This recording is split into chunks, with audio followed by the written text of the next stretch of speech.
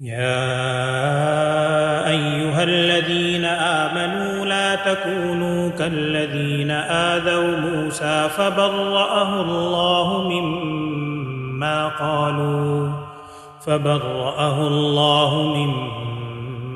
قالوا وكان عند الله وجيها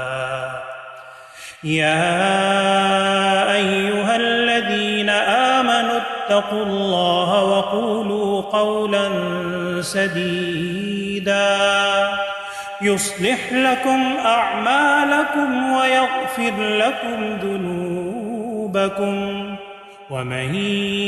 يطع الله ورسوله فقد فاز فوزا عظيما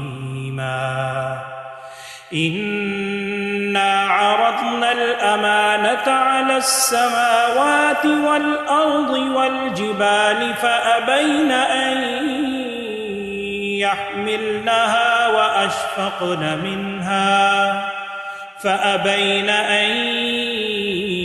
يحملنها وأشفقن منها وحملها الإنسان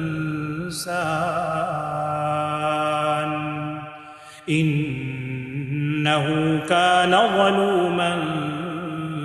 جهولا ليعذب الله المنافقين والمنافقات والمشركين والمشركات ويتوب الله على المؤمنين والمؤمنات